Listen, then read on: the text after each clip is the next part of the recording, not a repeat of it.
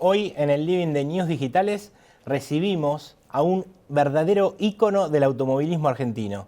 Tenemos el placer de recibir a Osvaldo Cocho López. ¿Cómo estás, Cocho? ¿Todo bien? Bien, bien, contento, gracias por invitarme.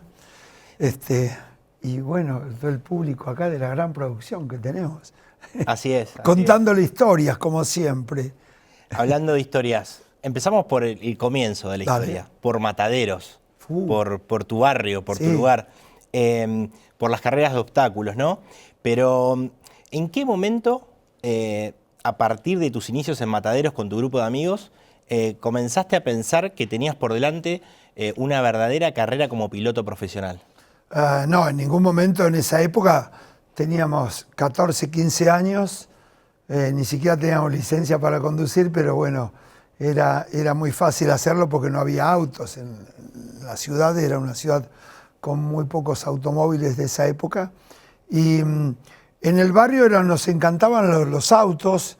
Mi padre había corrido, teníamos un taller particular, no para atender gente, sino para nosotros, para divertirnos, que era de mi abuelo y de mi padre y de mi tío Abel, los cuales ellos arreglaban sus camiones con los cuales trabajaban en los frigoríficos.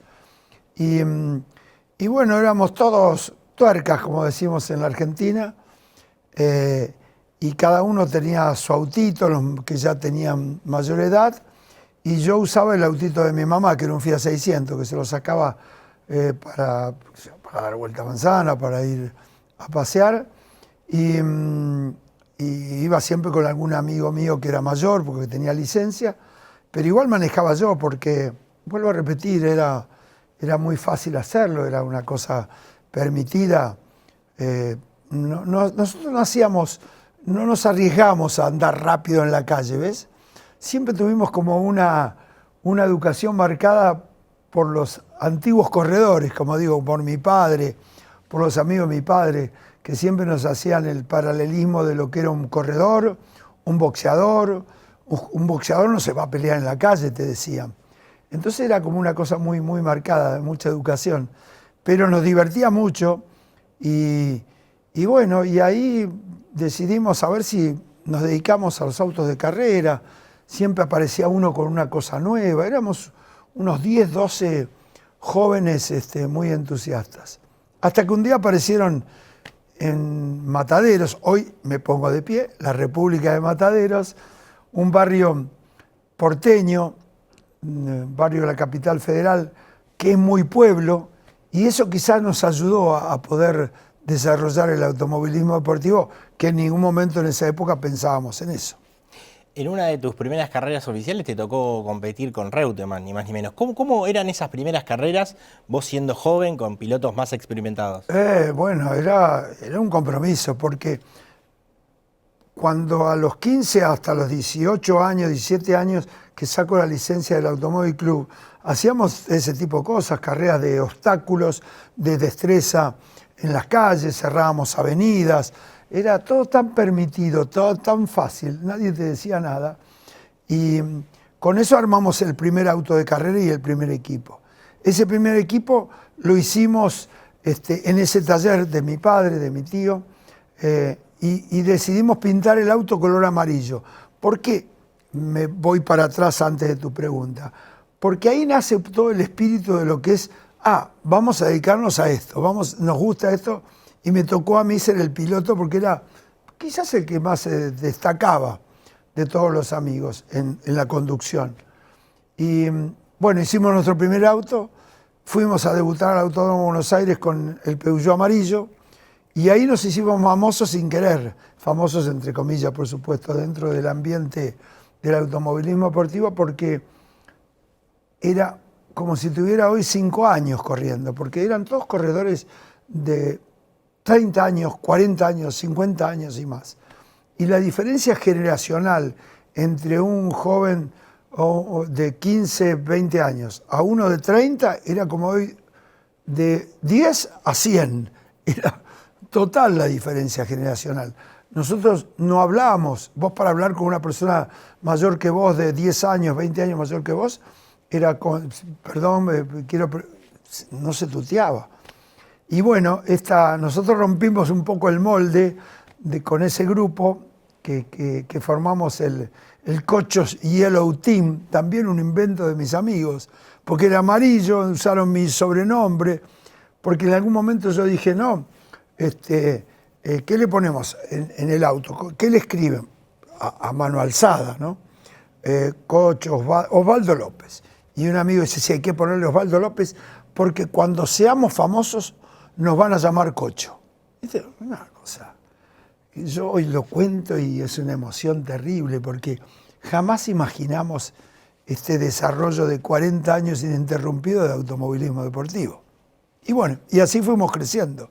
Y nos destacamos, digo nos, porque si bien yo manejaba, esto era un equipo, era un grupo, era una banda muy divertida, porque era muy difícil juntar el dinero, era que la gente venga gratis a trabajar, a hacer un auto de carrera. Muy difícil porque en el interior, si vos eras de Olavarría, vos ponías Olavarría en el parabrisas y te sobraba la gente, que es lo que me cuentan todos mis colegas, amigos que representan a todas las ciudades de todo el país. Mis amigos me dicen, teníamos que cerrar el taller con una cadena, porque si no, se metía más gente a trabajar. En la capital federal no era así, era diferente, pero en Mataderos sí, porque vuelvo a repetir, es un pueblo dentro de la ciudad de Buenos Aires.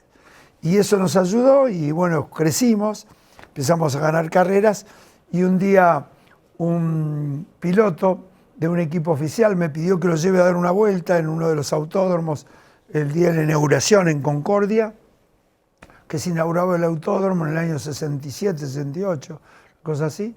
Y lo llevé, que era Francisco Mayorga, Paco, reconocido también piloto, gran piloto, y se bajó y me dice, vení, pibe.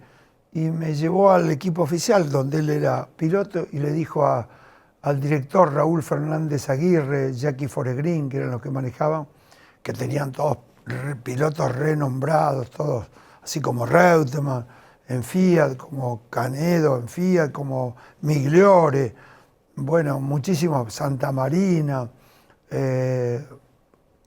pilotazo todo, pero gente para mí grande. Y le dijo, mira, vení, Raúl le dice, te presento acá a Cocho, que es un chico de Matadero, de la capital. Yo diría que tendríamos que contratarlo de piloto. Y Raúl le dice, ¿pero por qué? Mira, porque nos va a ganar. Y es mejor que nos gane siendo piloto del equipo oficial y no de afuera. Vamos a pasar vergüenza con este joven. Y esa carrera la gané y demostré lo que había dicho Mayorga, y a la semana siguiente, ya con menos de 20 años, como vuelvo a repetir hoy como si fuera mi nieto, León, que tiene 9, por esas diferencias generacionales, era piloto oficial de la marca Peugeot. Y a la semana siguiente yo trabajaba en el frigorífico con mi padre, que sigue estando el frigorífico, mi padre lo vendió después, y el de mi tío, que todavía lo sigue teniendo mi primo, y fui y le dije, muchacho, no trabajo más. Me tenía que levantar a las 5 o 6 de la mañana, 4. Terrible, que me costaba levantarme a esa hora. Y le digo, papá, no trabajo más. ¿Cómo no trabajo? No, me contrató Peugeot para ser piloto oficial. Me pagan un sueldo, me dan los autos de carrera. Bueno, está bien, hijo. Y yo vi la tristeza por un lado y la felicidad por el otro, ¿no? En la cara de mi padre. Cocho, hoy hablabas recién, bueno, nombraste a la nueva generación de tu nieto, el hijo de Cochito. Hoy se ve un automovilismo con mucha tecnología, con mucha innovación, GPS, bueno, ubicación al instante, noticias al instante. Contale a las nuevas generaciones cómo era correr en el año 1970, arrancando en San Juan, esa famosa carrera, yendo para Coquimbo, para Chile. Contá qué te pasó ahí. Bueno, en los autos de carrera, y este es de esa época, ¿no? Este es de esa época, es el Peugeot con el 404 amarillo empezamos y seguimos con el 504. Este fue un auto que nosotros desarrollamos en la fábrica Peugeot. Yo fui a la fábrica Peugeot a pedirle que hicieran un auto especial y me miraron los franceses y me dijo, ¿cómo un auto especial? Sí, hay que hacer un auto especial porque Fiat sacó un auto especial para correr, que era un Bialbero. Si no lo hacemos especial, no lo vamos a poder ganar. Y el auto que ganaba el domingo, el día lunes se vendía en todos, en todo el país. Era así, la gente era re fanática.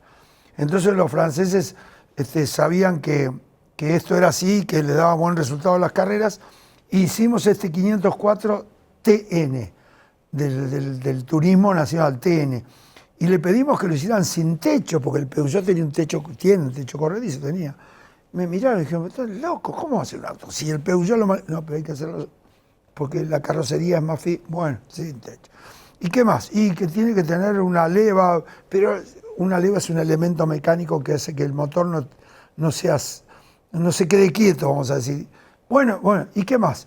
Y un carburador más grande, pero ¿cómo va a consumir mucho combustible? Bueno, si no lo hacemos así, bueno, está bien, ¿y cuántos hay que hacer? Y el tipo habrá creído que yo le iba a decir 10. Le dije, 501. ¿Cómo 501? Sí, el reglamento internacional dice que la fábrica tiene que producir más de 500. Usted tiene que hacer 501, pero me van a... Tenga algo presente que una vez le dije que pinte un Peugeot negro y me miró con cara extraña a usted y no lo quería pintar negro y yo lo hice pintar negro y fue el auto más vendido de la marca durante varios años, el Peugeot negro. Fue invento nuestro, no se olvide. Y este también va a ser así. Bueno, está bien. Se reúnen, a la semana nos contestan y hacen este Peugeot. No habían hecho 100 que ya habían vendido 500. Y fuimos a correr con este auto a la San Juan Coquimbo, no con este, sino con uno similar, a la San Juan Coquimbo San Juan, que era una carrera internacional. El equipo Peugeot, Mayorga, Migliore y yo, y el equipo Fiat con Canedo y todos los capos de Fiat. Resulta que largamos la carrera internacional subiendo Aguas Negras, que es un paso muy alto, a más de 4.600 metros de altura, por supuesto caminos muy angostos. Llegamos recorriendo la ruta, yo con Mayorga y con Migliore, que me indicaban, porque ellos habían corrido el año anterior y yo no, me indicaban por dónde había que ir, porque no era fácil la ruta, había muchos caminos y demás. Y bueno, marcamos toda la ruta, volvimos y a la semana siguiente corrimos la carrera. Largamos el día viernes, a la mañana muy temprano, yo tuve un buen auto, ellos tuvieron un problema de neumático, el otro un problema con detalles técnicos, y logré llegar arriba de la montaña, al límite con Chile, segundo detrás de Rodríguez Canedo, que era el auto que venía ganando, y Canedo se equivoca de camino, yo no agarro el camino, porque había varios senderos, después hubo discusiones y cosas que decían que un atajo, todo para el comentario simplemente. Nosotros con el equipo sabíamos muy bien por dónde ir y logramos ganar la carrera. Los cortes de camino que había eran muy cortitos, eran segundos, minutos, pero gano la etapa por 15 minutos. Realmente tuve un día excepcional, el auto era fantástico y llegamos al mediodía a Chile y nos quedamos el viernes y ya el viernes a la noche empezó a nevar en la cordillera, una gran tormenta. Sábado todo el día reparando los autos, porque antes se reparaban, todo, te daban tiempo para eso. Y el domingo a las 8 de la mañana me toca largar primero. ¿Cómo corríamos? Yo corría con mocasines, con puntitos de goma en la suela, guantes con los deditos recordados, una camisita de seda, una camisita común y jeans. Era el buzo antiflama de esa época, no se usaban los buzos antiflama. No se conocía, algunos tenían algo parecido, pero no eran nada antiflama, eran una camisa y un pantalón cualquiera. Entonces me dice el director de la prueba, mire López, usted va a largar primero, ya mandamos un auto adelante a recorrer todo, que esté todo bien, pero ve que está todo muy tapado, muy cerrado, hace más de un día que está nevando mucho. Quédese tranquilo que si no se puede pasar, lo van a parar, porque está la gente adelante. Chao. Gracias, encantado, mucho gusto para mí. Que me vengan a parar, digo, igual, calculo que no será tan terrible. Empezamos a correr, a las 2 horas estábamos en alta montaña, a las 3 horas ya estábamos casi llegando al límite, empezamos a ver mucha nieve, muchas piedras grandes como esta mesa, ¿sí? Piedras en el camino que íbamos esquivando, ya íbamos en vez de tercera y cuarta, íbamos segunda y tercera, primera y segunda y tercera. El Peugeot tenía los cambios en el volante, no veíamos, entonces mi acompañante abre el techo y se para arriba del asiento y me empieza un poco a limpiar el parabrisas. Ese auto tenía techo corredizo, no habíamos terminado los nuevos, y me limpia el parabrisas y ya no veíamos nada. Yo me saco el cinturón, me pongo en la butaca y saco la cabeza y ya veníamos en segunda velocidad, esquivando obstáculos y buscando el camino. Y bueno, llegó un momento que no lo vimos el camino, mi acompañante me dice, ¿es a la derecha? ¿Estás seguro? Sí, sí, a la derecha. Y era a la izquierda. O sea que de verdad a la derecha y ¡chum! Desaparecimos barranca abajo en una bola de nieve. Yo me tiré adentro del auto, él se metió adentro del auto, pero igual empezamos a caer. Pero caímos en cámara lenta, porque era tanta la nieve que había, que era una pelota de nieve el auto que íbamos haciendo un surco. Y terminamos parados, el auto parado, nosotros sentados, yo sentado en el asiento de atrás, agarrado de la butaca mía, y él adelante, pero al revés, con los pies para arriba y de cabeza, me acuerdo como si fuera hoy. Y le digo, Oscarcito, ¿estás bien? Sí, ya se paró, por suerte. Ni sabíamos dónde estábamos, esa es la verdad.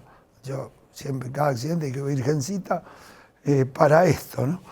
Y bueno, vamos, Oscar, ¿está bien? Sí, estoy golpeado, pero estoy bien. Bueno, salimos del auto, miramos y habíamos hecho un surco en la montaña, donde habíamos quedado en la nieve. Le digo, mirá, vamos para arriba porque acá, camisita, nos vamos a congelar, ya estamos todos mojados. Y tardamos como 3-4 minutos en subir todo ese surco que habíamos hecho barranca abajo. Y llegamos al camino. Y era la soledad total. Soplido del viento blanco, muy oscuro, 12 del mediodía, muy oscuro y demás. Digo, mira, Oscar, atrás no había nadie. Vamos para adelante, que está el puesto de Arrequintín, que es la gendarmería argentina y de este lado la chilena.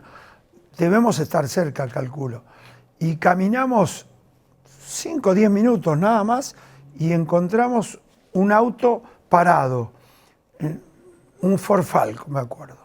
Estaba el borde del precipicio en la banquina, no en la ruta, pero estaba todo tapado de nieve, todo estaba tapado de nieve.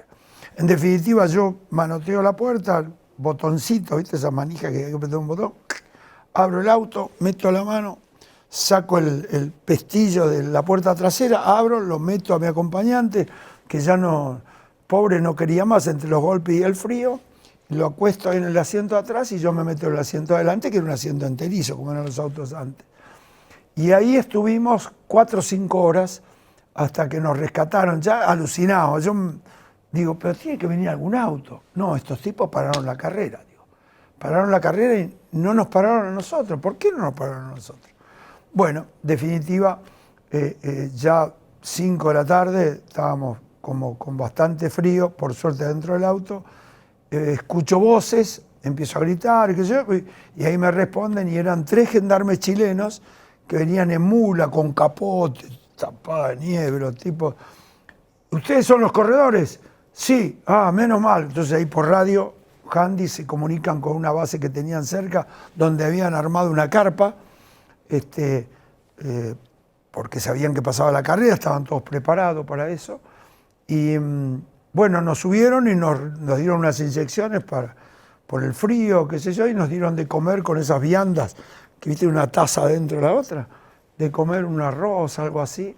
Nos llevaron a la carpa y ahí vinieron del lado de Argentina las máquinas de vialidad y los del ejército, y nos rescataron y nos llevaron a San Juan, que llegamos a la noche a San Juan, no nos morimos congelados de casualidad. No era tu momento. No era el momento. Y la historia es que vos imaginate mi madre cada vez que yo salía a correr me decía, te pido por favor que corras despacio.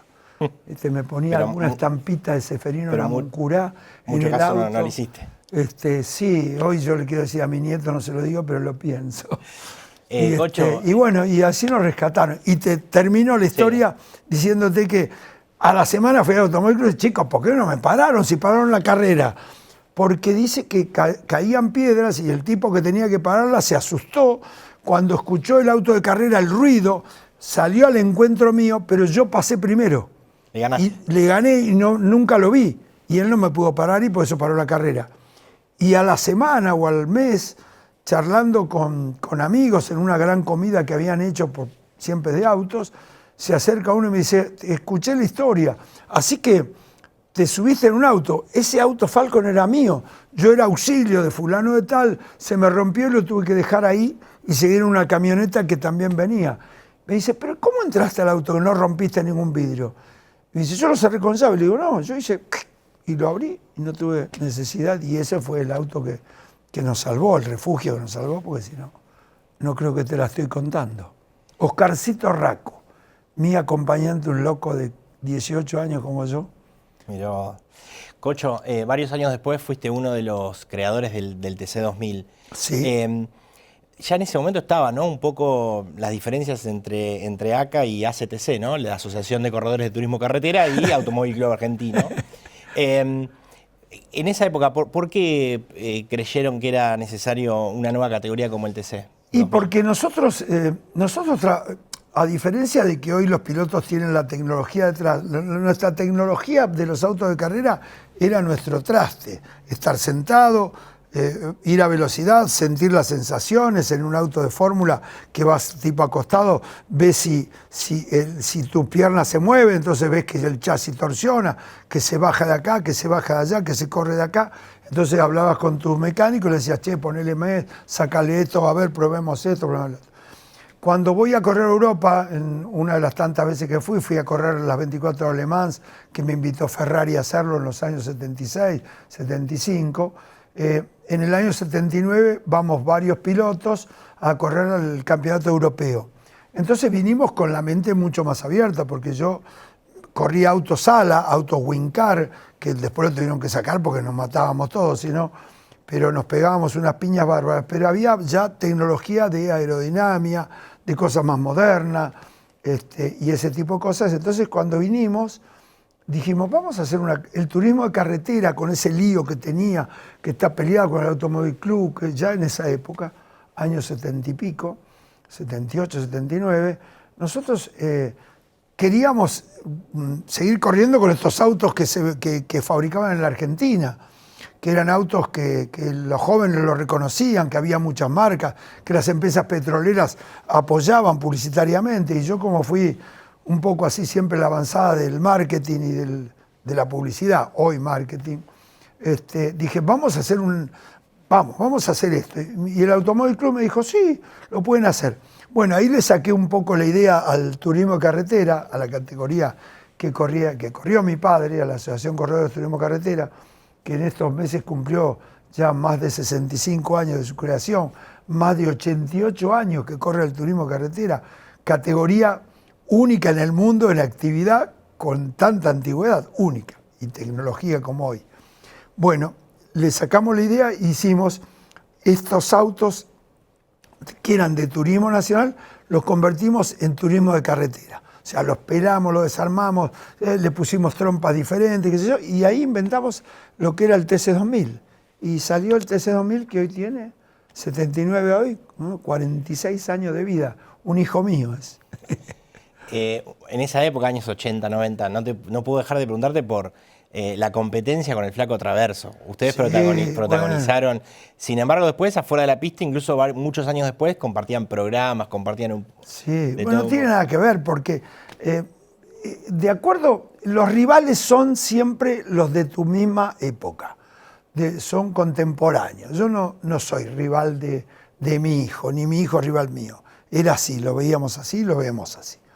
Entonces, cuando corrían los Fórmula 2, campeonato sudamericano, que tuve la suerte en el año 71, 72 salir campeón, los rivales eran el chileno Kovacs o Bengolea, el rival era un uruguayo Pasadores, paraguayos, eran así. fueron cambiando el equipo del Automóvil Club, que era rival mío, por el cual tuve la suerte de ganarle en esa época el campeonato, y fueron cambiando. El turismo nacional era Mayorga, era como nombre. Y cuando llegó la época del TC2000, los rivales eran el Flaco Traverso, gran rival, Guerra, Besone, Del Río, Maldonado, Gairo, no me quiero olvidar de muchísimos rivales. Pero con el Flaco teníamos una pica los dos porque él corría en una marca que era oficial y yo corría en la misma marca que no era oficial, que era del equipo de Osvaldo Antelo y sus hijos, que eran muy niños. Y entonces le ganábamos al equipo oficial. Entonces se armó una pica muy grande porque nosotros con nuestra fuego de bazooka, de la publicidad de los chiclets, éramos famosísimos por los chiclets, porque nos perseguían los chicos por todo el país porque veía que yo regalaba chiclets. Entonces era una rivalidad muy grande. Y él tenía una publicidad de la fábrica y de otro tipo de cosas. Y bueno, empezamos a realmente esa rivalidad. Tal es así, llegó tan fuerte esa rivalidad que nos echaron de Renault por ganarle al equipo oficial, y ahí decidí ir a verlo a la gente de Fiat, a Jorge Blanco Villegas, que era el vicepresidente de Fiat, y le propuse hacer un equipo oficial. Entonces vinieron todos los de la fábrica enseguida, que les encantaba, los Thanos, Capelli, Amasanti. Pero ¿cómo vas a correr? No tenemos un auto. Sí, tienen el Fiat Regata, le digo, ¿qué es esto? El famoso Regata Vencedor. Regata Vencedor. El Fiat Regata, le digo, mire, vamos a correr contra autos de más categoría, como es la Ford Sierra, la Fuego, el Volkswagen o el Dodge en esa época, tal. Así que si empatamos es buenísimo. Y yo creo que lo vamos a ganar, porque Antelo me dice que va a ser un buen auto. Bueno, fue tan buen auto que hasta hoy, después de 46 años, tenemos el récord de en un año haber ganado 5 carreras con este auto, y se creó una rivalidad porque era la hinchada de Renault, la hinchada de Ford, la hinchada de Dodge, de Volkswagen y la hinchada de Fiat. Y los Thanos éramos mayoría, porque ¿quién no tuvo un Fiat 600 o un 128? Entonces teníamos mayoría de hinchada en los autódromos y fue una rivalidad inolvidable, ¿no? Y las publicidades eran, conseguí un gran apoyo económico por el cual pudimos hacer el equipo de la fábrica, y después conseguimos una gran publicidad que era Compañía Química, que era la compañía de Bungibor, en esa época muy, muy grande, y los convencí de que había que hacer publicidad para el campo, porque ellos vendían agroquímicos. Entonces le pareció bárbaro, porque las carreras se hacían en todos los pueblos. Íbamos a Río Cuarto, que era una gran ciudad, íbamos a 9 de Julio, y en todos lados había campo. Entonces le dije, vamos a hacer marketing con esto. Yo les propongo que juntemos a los ingenieros agrónomos 2 días antes en algún club de esas ciudades, y yo les doy una charla, les regalo una gorra firmada, y ustedes después les venden los productos. Les encantó. Bueno, gracias a Dios gané mucha plata con mi invento, y el Nono Pugliese, publicista espectacular, los de la época se van a acordar, un genio de la publicidad, me dice, nos queda el parabrisas libre. Y la compañía tiene también productos para el hogar. Así que tengo un detergente. ¿Cómo un detergente le vas a poner al lado? No te preocupes porque se llama Vencedor. Uy, qué bueno. ¿Se llama Vencedor el detergente? Sí. Dice, tenés que ir una vez por mes a los supermercados, ir a firmar a gorritas y demás, porque te vamos a poner un stand con el detergente. Así que otro de mis trabajos fue ese. ¿Y cómo se llamó el auto? Claro, cuando apareció y ganó, y encima decía Vencedor, chau. Hoy tiene más seguidores en Instagram que yo, creo, el Regata Vencedor. Historia de esto que es el automovilismo deportivo de esa época. Fuiste uno de los primeros en desarrollar no solamente tu marca personal, sino también el marketing, la comercialización de los autos. Es que nos tocaba, nosotros hicimos el reglamento, hicimos la categoría, hicimos la asociación de pilotos de Competición 2000, propietarios de Competición 2000, organizábamos las carreras, ayudábamos, porque había que hacer de todo, no era como es ahora que todavía hay una superorganización. Ahora se habla un poco a veces que el automovilismo vino perdiendo un poco de rating, la categoría del turismo carretera a veces se hacen carreras un poco más lineales, mucho más lineales quizás que antes. A veces es lo que se habla en redes, lo que se habla. Sí. ¿Crees que hay que hacerle alguna modificación al turismo carretera, que así está bien para atraer nuevos públicos? ¿Cómo lo analizás? Son historias que se repiten. Cuando en el año 60 el turismo de carretera trae los autos compactos, Falcon, la Chevy, el Dodge, mi padre se agarraba de los pelos y me decía, pues estás loco, el turismo carretera es esto, que él corría las cupecitas del año 30, 40, 50, con los Galvez. Digo, papá, pero eso no existe, ¿qué estás hablando? Nosotros nos gusta este auto nuevo que está saliendo. Hoy se repite la historia, escucho a la gente en redes que dice, ¿cómo? Van a sacar los Falcon por el Camaro, por el Mustang, por la Challenger, por el Torino que lo hicimos nuevo, por Toyota, ahora viene Mercedes-Benz. Digo, chicos, se quedaron en la historia, hace 60 años que corrían los Falcon, no existen más. Hoy los jóvenes quieren eso. Quieren más pases, más adelantamientos, más... Claro, pero autos modernos, autos que por lo menos vean que se fabrican, que existen, no esas cosas antiguas como quería mi padre o como quieren algunos en la época hoy moderna. Y los autos de carrera se tratan de llevar a ser lo mejor para todos, pero la tecnología ha equiparado mucho a todos los autos. Lo vemos en Fórmula 1. Sí. ¿Qué pasa en Fórmula 1? Verstappen se cansó de ganar. Crashtappen, porque la gente no sabe que habla de Colapinto y dice, Colapinto chocó. Verstappen, nosotros lo llamábamos Crashtappen, porque rompía todos los autos, hasta que aprendió y salió 4 veces campeón del mundo. Y Colapinto es un Verstappen igual o similar a muchos. Yo lo digo esto para que la gente aprenda que todo es un aprender y un desarrollo en la vida, no solamente en los autos de carrera. Y hoy el turismo carretera no nos alcanzan las fechas para brindarle a la gente del interior carreras, porque nos piden carreras de todos lados, porque el desarrollo económico que provoca el automovilismo en cada lugar que va, en el interior del país, en cada ciudad, cada provincia, desarrolla económicamente durante un fin de semana, explotan las cuentas de los bancos porque llegan 40.000 personas de golpe y no son 4 horas de un partido de fútbol. Son 4 días que la gente consume y vive atrás de una carrera de turismo carretera. El automovilismo es la pyme más importante del país y lo quiero aclarar muy bien. ¿Por qué es la pyme más importante del país? Porque hay miles y miles de carreras todos los domingos, en cualquier lugar, en cualquier rincón. Y es el deporte federal más importante de la Argentina. Y me peleo con los futboleros. ¿Por qué? Porque es el deporte federal. ¿Cuándo fue Boca y River a jugar a Río Gallegos? ¿Fue alguna vez? ¿Cuándo fue a Posada, Misiones, Boca y River?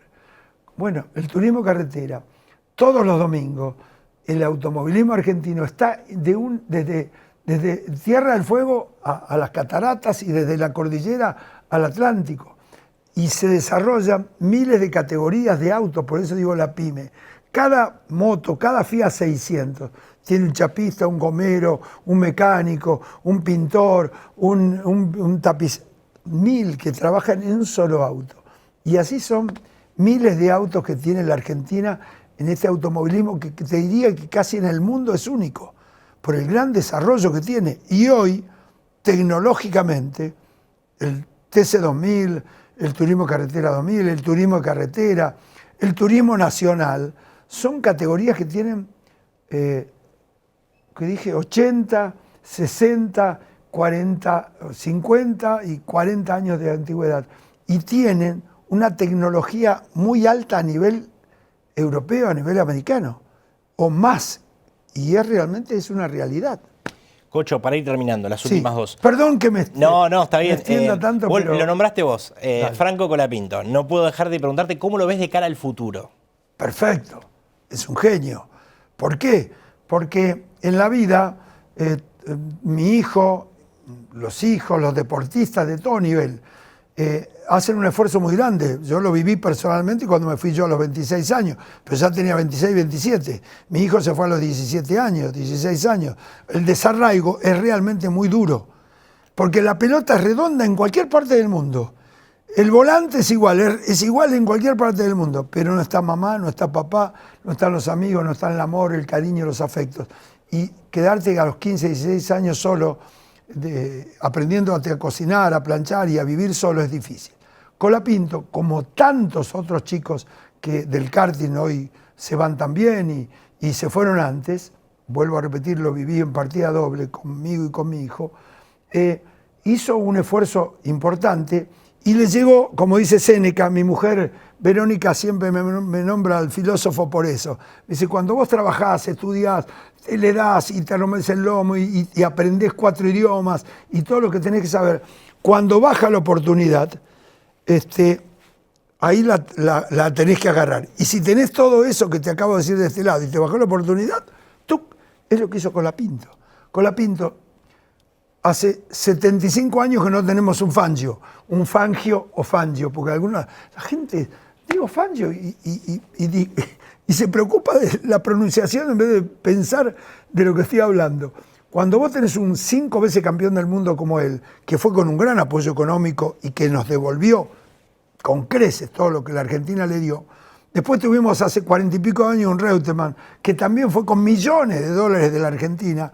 No salió campeón, pero fue un muy buen representante, ganador de carreras. Después no tuvimos más nada. Todos los que fuimos y veníamos porque no tuvimos un peso. Colapinto llegó a la Fórmula 1 sin un peso en el bolsillo. Y los sponsors vinieron después de que Colapinto estaba en la Fórmula 1 de Argentina, pero son así chiquitos con respecto a los niveles económicos que se manejan.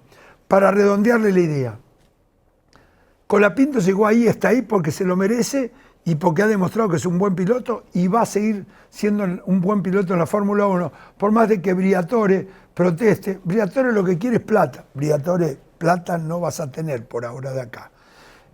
Vas a tener un gran piloto como el que tenés y una figura como el que tenés, porque Colapinto es, entre los 20 pilotos, el 8º más nombrado en el mundo de la Fórmula 1.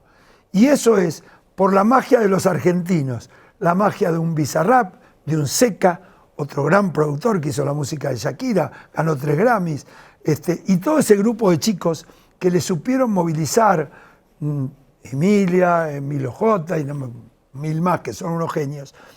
Estos chicos le han dado un apoyo, una visualización a Colapinto, por el cual hoy Colapinto está en la Fórmula 1 y por el cual la Fórmula 1 recibió miles y miles de pibes que siguen la Fórmula 1 gracias a ellos, que no los tenían ni los podía comprar. Los pibes no veían Fórmula 1 ni ven la televisión.